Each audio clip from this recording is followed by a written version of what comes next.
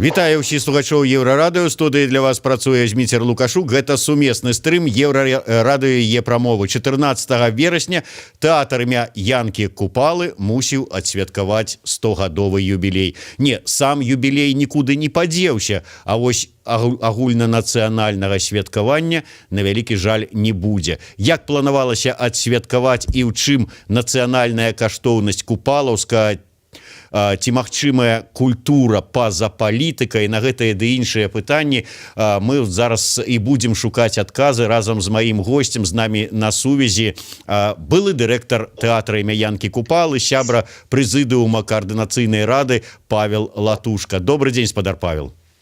Добрый день. Я вот сказаў былы дырэктар тэатра імя Янкі Купалы, але я памятаю вашыя словы, што былых купалаўцаў не бывае. Ці сапраўды гэта так?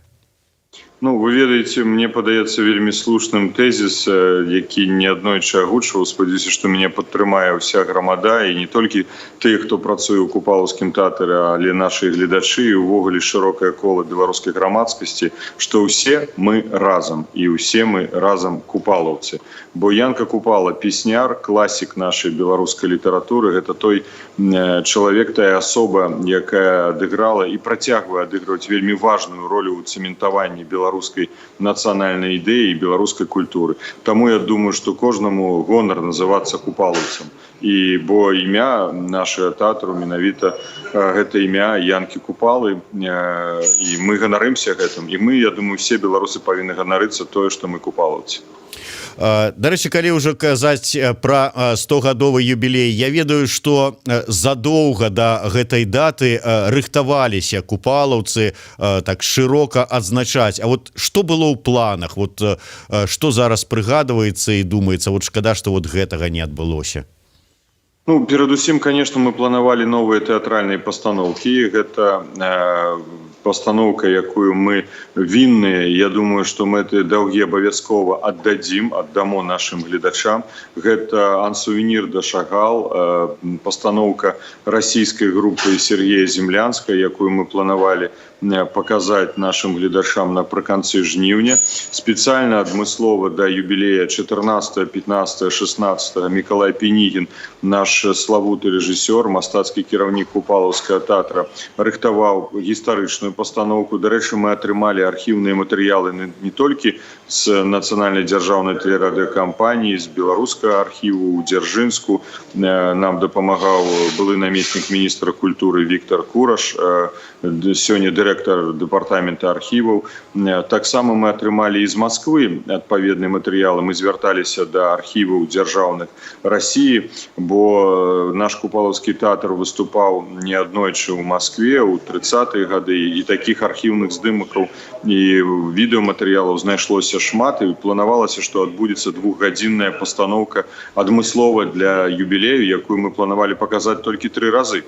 Вось, мы планавалі, конечно, і выпусцілі кнігу, прысвечаную 100годдзю купалаўскага тэатра. Дарэчы, з прывітаннем генеральнага дырэктара, які быў адпраўлены ў адстаўку. Я не ведаю, ці гэтую кнігу знішчыць, яна ўсё ж такі застанецца. Спадзяюся, што застанецца, бо гэта фаліант, гэта сапраўды выданне пра 100гадовую гісторыю купалаўцаў, вельмі важную гісторыю нашага тэатра, але фактычна гісторыю нашай культуры, тэатральнае мастацтва нашай краіны. Адмысловая медаль, памятная манета Нацыянальнага банка, якая выпушчана да гэтага, паштоўка Міністэрства сувязі. Мы планавалі чырвоны дыванік для нашых артыстаў і 3D-мэпінг на будынку тэатра.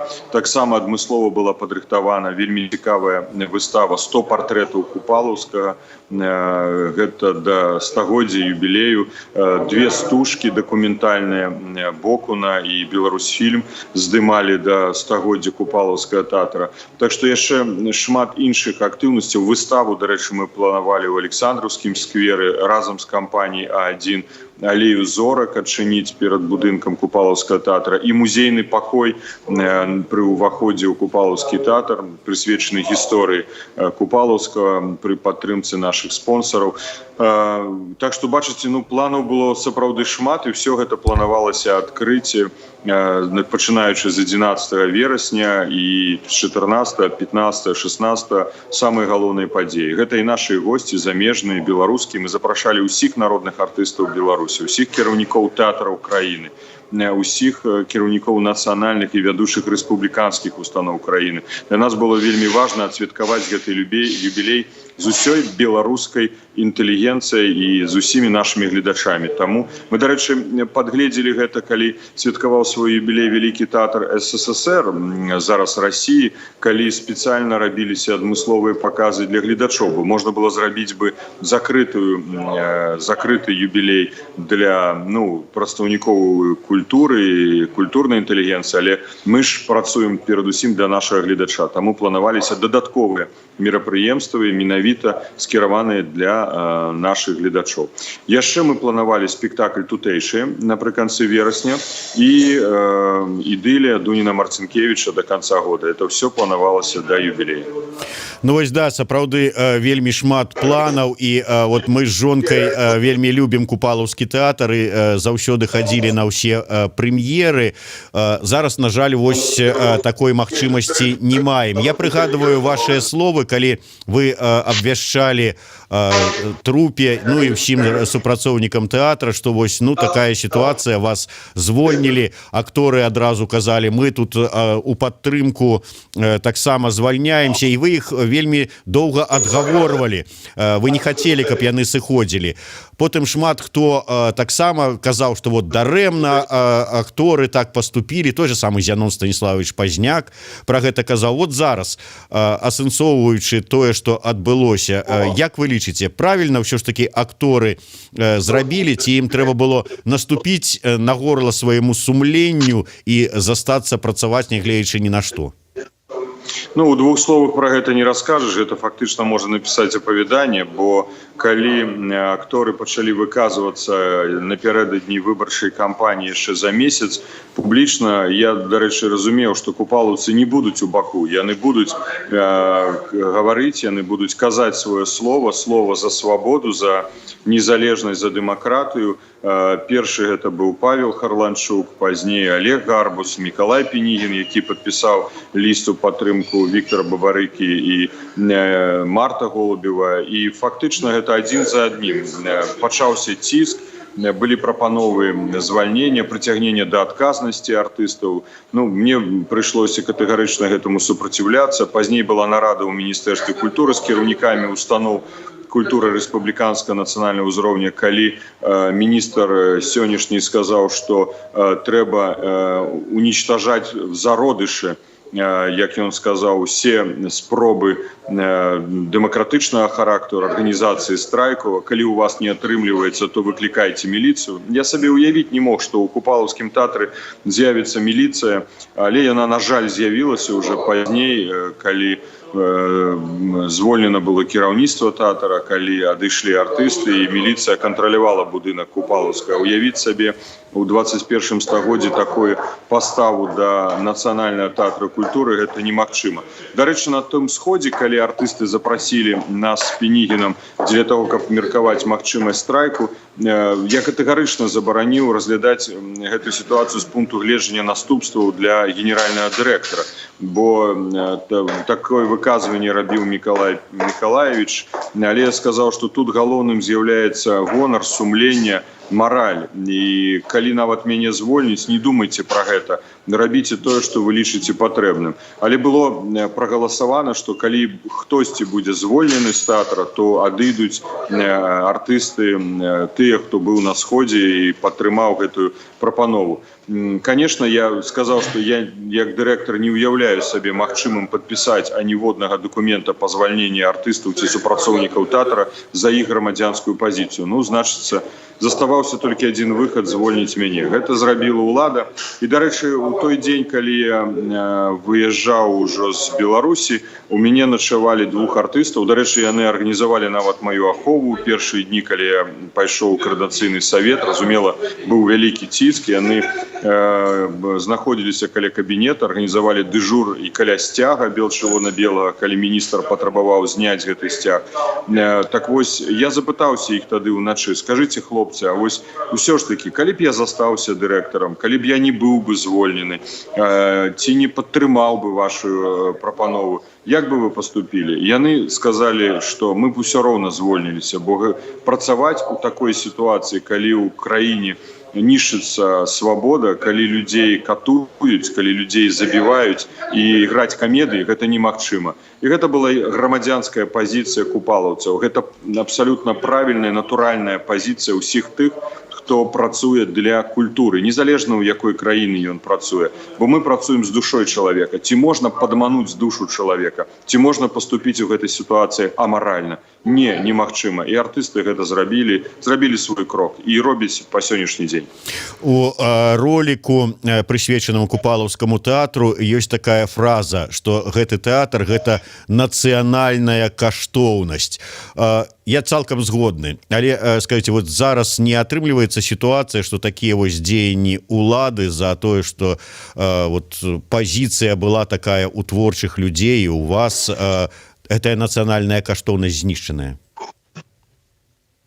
Абсолютно не. Я думаю, что якраз-таки яна яшчэ больш стала каштоўная. Гэта Купалаўскі — это залаты фонд нацыі. Ці можна знішчыць залаты фонд? Ці можна знішчыць нацыянальную каштоўнасць, якая існуе перадусім у сэрцах людзей? Гэта немагчыма. Немагчыма сабе ўявіць, бо гэта умацоўвае нацыю, гэта умацоўвае народ, гэта умацоўвае дзяржаву Рэспубліка Беларусь.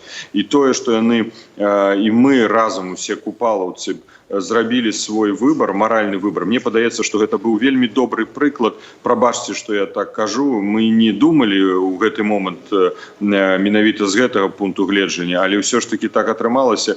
І таксама для іншых. І вельмі важна, што менавіта вядучая установа культуры, інстытут культуры, нацыянальны тэатр Янкі Купалы зрабіў гэты крок. І ён паказаў гэты прыклад для іншых, што трэба змагацца за тое, каб звацца людзьмі, каб мець свое права голосу, права выбору і патрабаваць, каб гэты выбор быў улічаны уладай.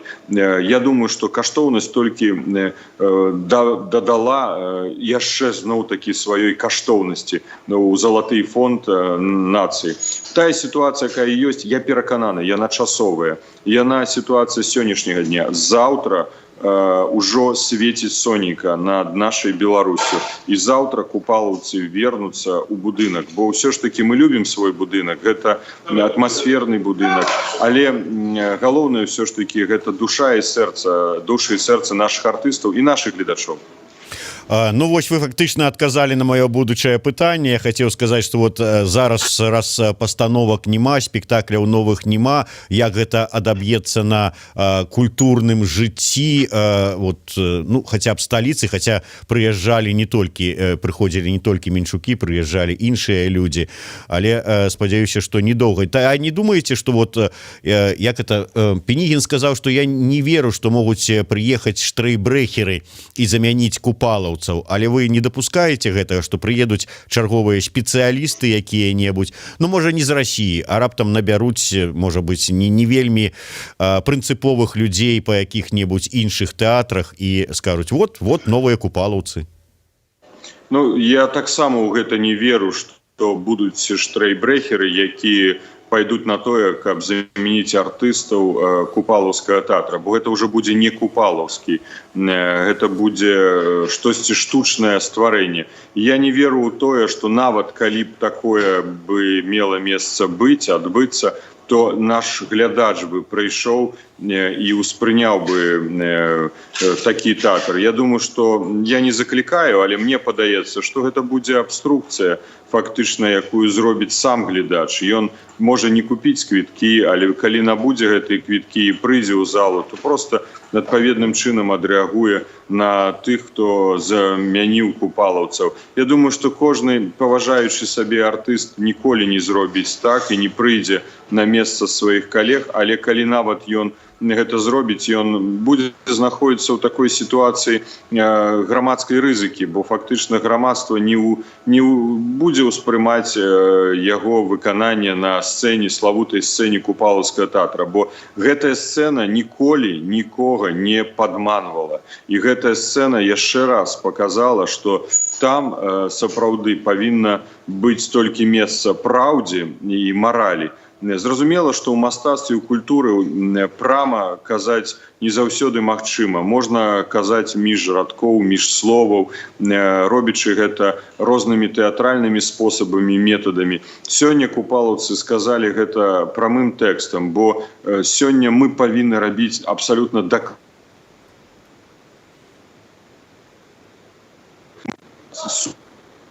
зла тое, каб Беларусь была дэмакратычнай і свабоднай, ці ўсё ж такі яна застанецца дыктатарскай і аўтарытарнай. І гэты выбар купалаўцы зрабілі ясна і дакладна. Да, яны пайшлі на такі выбар складаны, бо это тычыцца іх асабіста, іх кар'еры на сённяшні дзень, іх сем'яў, блізкіх, але гэта вельмі важны выбар. І я перакананы, ён не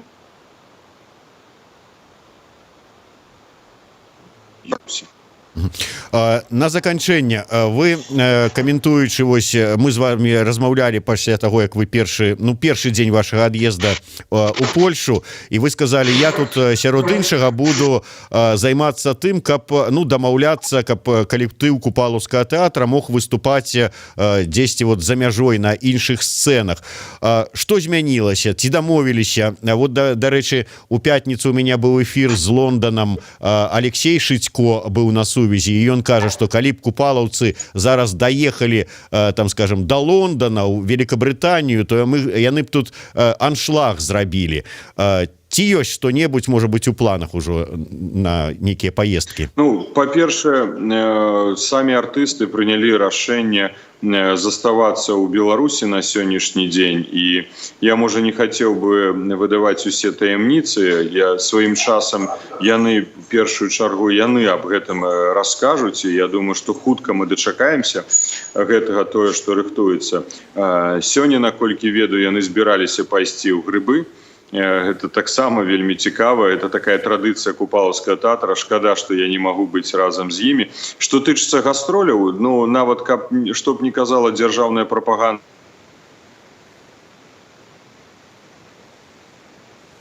гэта кожны драматычны тэатр, кожны тэатр увогуле марыць і плануе замежныя гастролі. Гэта нармальная дзейнасць тэатральнай установы. І такой дзейнасцю мы, зразумела, будзем, займаліся, бо апошні год мы былі ў Парыжы, ў Маскве, ў Бранску, ў Гданьску, ў Беластоку, ў Вільні, планавалі яшчэ шэраг гарадоў. Пандэмія, на жаль, перашкодзіла і гэтай драматычнай падзеі. Таму мы плануем зрабіць гастролі ў Літве, у Польшчы, у краіне. Я нават сказаў, што вы ведаеце, мне падаецца, гэта унікальны момант для купалаўскага тэатра і для нацыянальнай культуры Беларусі. Бо раней сказаць, што нас так уж чакалі, адкрывалі нам дзверы ўсюды ў Еўропе, все ж таки, будем реалистами, не было так. А гэта стварае нам дадатковую магчымасць прэзентаваць беларускую культуру за мяжой, бо запатрабаванне на яе сёння ўзрасло ў разы, менавіта з боку патэнцыйнага гледача. І гэта унікальная магчымасць пазнаёміць еўрапейскую грамадства, еўрапейскую грамадскасць менавіта з беларускай культурай. І гэта трэба скарыстаць. Просто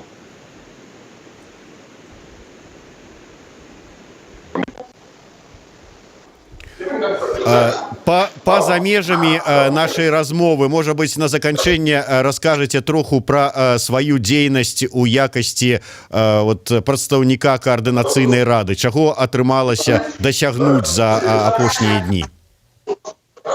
Ну, па-першае, для нас зараз важным з'яўляецца атрымаць кансалідаваную пазіцыю Еўрапейскага Саюза па ацэнцы той сітуацыі, якая склалася ў нашай краіне, складанага унутрыпалітычнага крызісу. І гэта галоўная для мяне задача. Я правёў перамовы за один тыдзень і ў Вільні, і ў Варшаве, і ў Вені, і ў Празе, і ў Берліне. Гэта было даволі складана арганізаваць столькі сустрэч за кароткі час, але вельмі важна было давесці непасрэдна нашу пазіцыю каардынацыйнага савета, а значыцца беларускага грамадства. Па-другое, атрымаць зваротную сувязь, як ацэньвае гэта Еўрапейскі Саюз, і абмеркаваць магчымыя медыяцыйныя захады з боку Еўрапейскага Саюзу па вырашэнню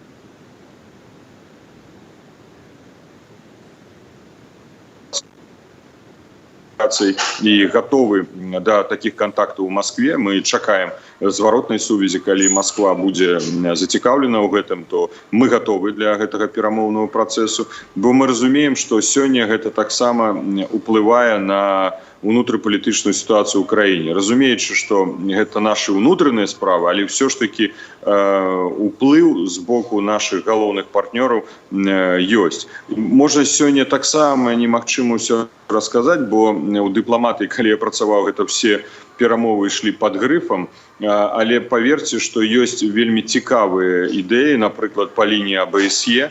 Мы сустракаліся з дзеючым старшынёй у мінулую пятніцу.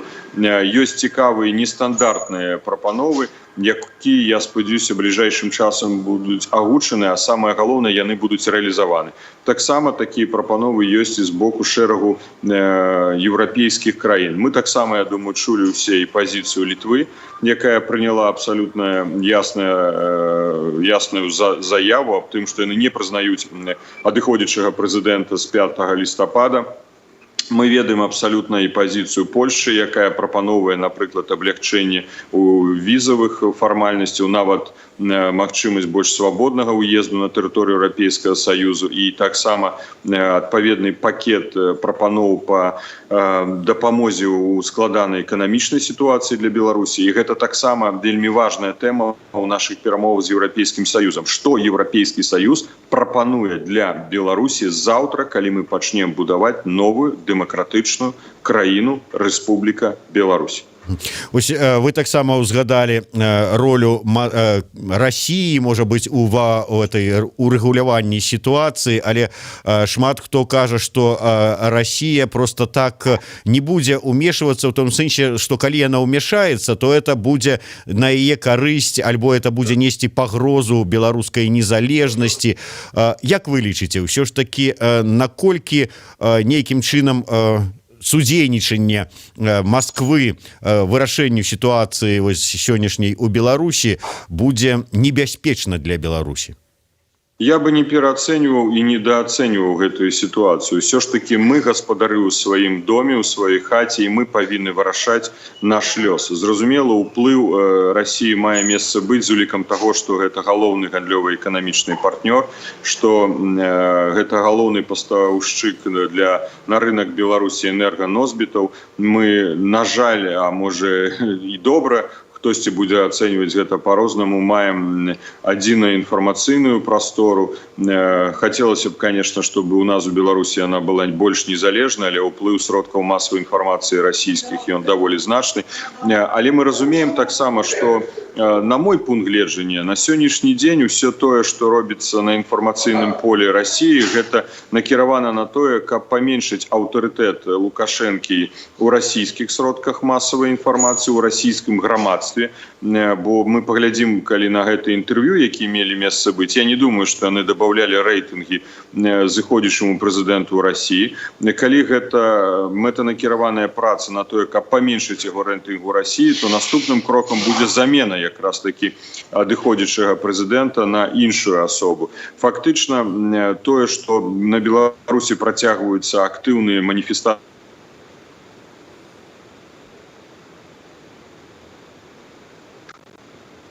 России ў падпісанні дакументаў з Беларусью па эканамічнага характара, які, магчыма, могуць прывесці, на жаль, да анексіі ўнутранай Беларусі па эканамічных накірунках. Гэта адзіная мытная сістэма, падаткавая сістэма, фіскальная сістэма увогуле, магчыма, адзіная валюта.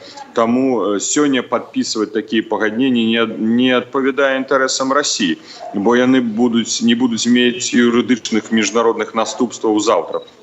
Так што Расія будзе зацікаўлена шукаць іншыя шляхі выхаду. І ўрэшце рэшт аўтарытэт Расіі можа губляцца з таго пункту гледжання, што яна не падтрымлівае дыялогу з большасцю беларускага грамадства, якая выступае супраць дзеючага прэзідэнта і за яго адыход ад улады. Так што я думаю, бліжэйшым часам, можа, вонкава знешне мы не ўбачым змену палітыкі Расіі, але тое, што на ўнутры меняется, я ў гэтым перакананы на 100%. Спадар Павел, я попрошу вас як дыпламата, як палітыка, як чалавека дасведчанага, просто даць адказ нашим каментатарам, якія вельмі часта і вот зараз таксама пішуць такого кшталту допісы. Калі Ціхановская прыме прысягу прэзідэнта, чаму Ціхановская не праходзіць працэдуру інаўгурацыі і гэтак далей, гэтак далей. Вот скажите, гэта ў сённяшняй сітуацыі магчыма і ці будзе карысць ад такога дзеяння? Ну, это будзе маё прыватнае меркаванне, а не меркаванне координацыйнай рады ці прэзідыума. Я думаю, што гэта пытанне перадусім трэба ставіць да Светланы Ціхановскай. Яна фактычна абраная кіраўнік краіны, але юрыдычна пацвердзіць гэта, на жаль, немагчыма з улікам недзеяздольнасці Цэнтральнай выбарчай камісіі і папярэдніх рашэнняў аб фактычна якія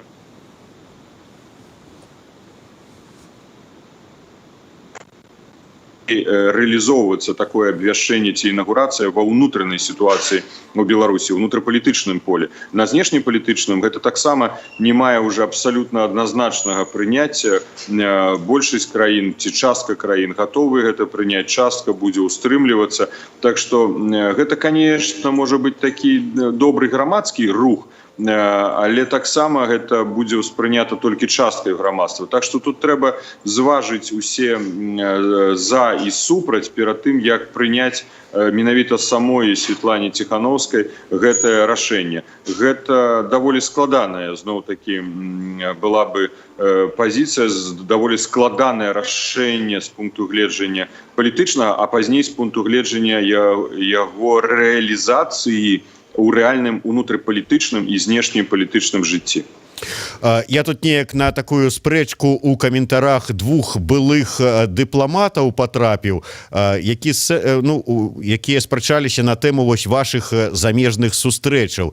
І адзін другому піша, што як дыпламаты мы ж з табой разумеем, што Латушка можа ездзіць дзе заўгодна, сустракацца з кім заўгодна, але не ўсе так за еўрапейскія краіны гучна падтрымаюць координацыйную раду, пазіцыю Латушкі, і неяк рэзка выкажуцца адносна Лукашэнкі і ў падтрымку Ціхановскай. От калі рэальна глядзець, пазіцыя краінаў Еўрасаюза і тых людзей, палітыкаў, з якімі вы сустракаецеся, як яна можа ўсё ж такі паўплываць на сітуацыю ў нашай краіне?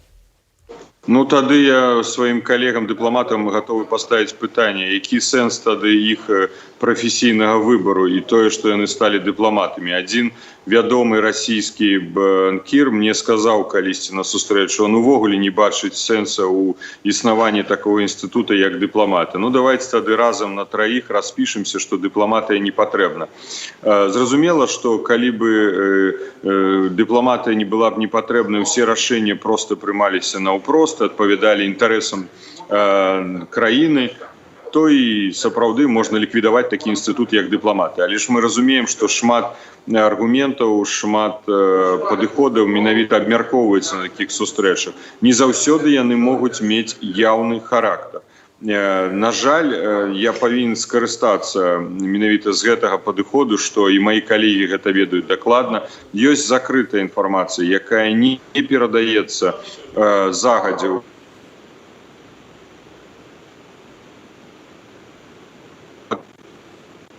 сэнс, я ў гэтым перакананы, і якраз такі мэтаю гэтых перамоў з'яўляецца найбольш максімальна аб'яднаная агульная кансалідаваная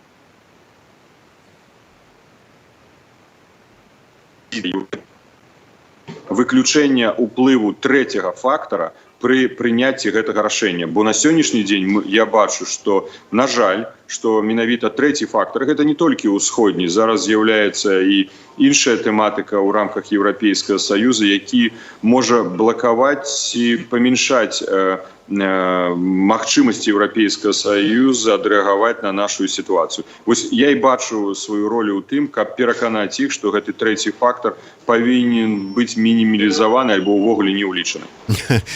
Наш глядач піша: Пал Палыч, як вам удалося так доўга спрабаваць весці дыялог са спадаром Салаўёвым? Ну, спадар Павел ўсё ж такі дыпламат, але ці складана было?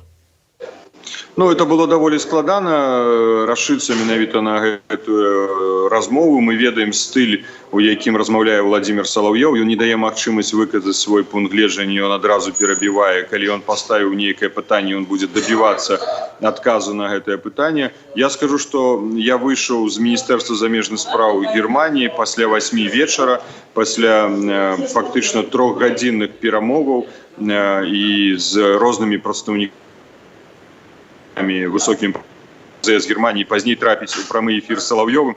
Уже пасля гэтага эфіру гэта сапраўды было такое адчуванне, што ты вычарпаны на 100%. Але ўсё ж таки мне падаецца, што ў нейкай ступені мне ўдалося давесці пазіцыю.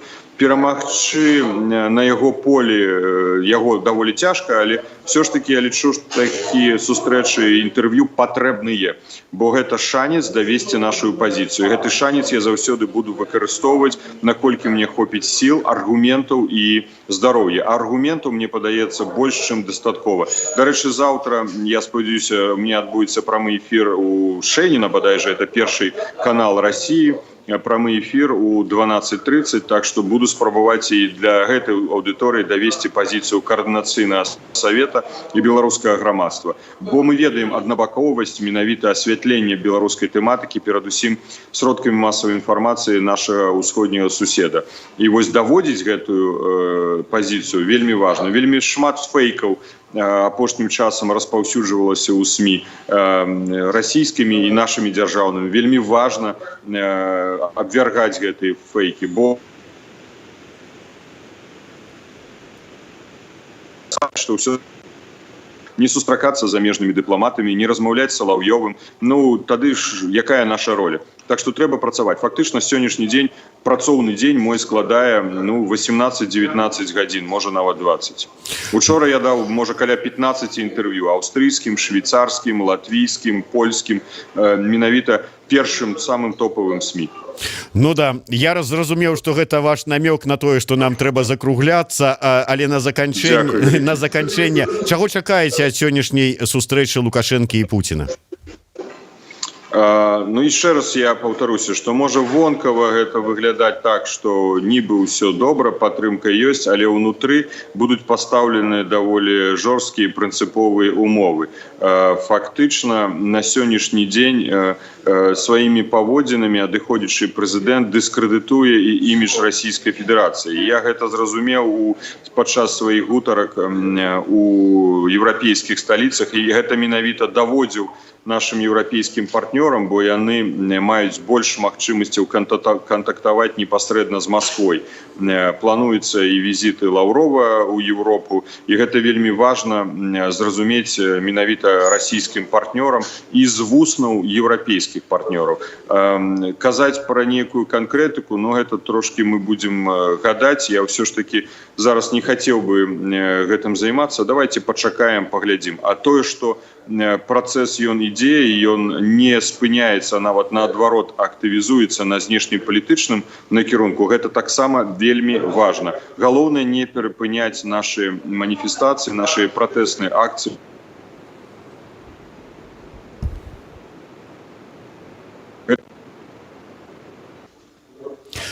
У каментарах вельмі шмат віншаванняў купалаўцам, купалаўскаму і вам асабіста. На заканчэнне ваша пару слоў для вашых купалаўцаў. Вы ведаеце, мой лёс шчаслівы. Я калісьці сказаў, Бог даў мне на гэты год выпрабаванні кіраваць купалаўскім тэатрам самым лепшым, самым унікальным, самым вядомым, славутым, самым дарагім сэрцу многіх беларусаў тэатрам, установай культуры нацыянальнага маштабу. Гэта было выпрабаванне, гэта застаецца выпрабаванне, але я ўдзячны Богу за тое, што даў ён мне гэтае выпрабаванне, бо побач са мной аднадумцы, бо людзі, якія адданыя беларускай справе, беларускай культуры, якія бачаць сабе і сваё жыццё менавіта толькі ў нашай радзіме і будуць працаваць для беларускай культуры. Я іх за это вельмі люблю. Гэта быў самы шчаслівы момант у маім жыцці, калі я стаяў у зале купалаўскага тэатра і артысты ўсталі і віталі жыцці яшчэ трэба. Вось гэта самы велізарны падарунак за ўсё маё жыццё. Напэўна, за гэты год. Але ўсё ж такі я спадзяюся, што яшчэ адзін падарунак на працягу гэтага года нас чакае. Менавіта тое, што мы пачнем будаваць новую, дэмакратычную і ўжо свабодную Беларусь. Дзякуй вялікі. Павел Латушка быў з намі на сувязі. Зміцер Лукашук працаваў для вас у эфіры. Да сустрэчы.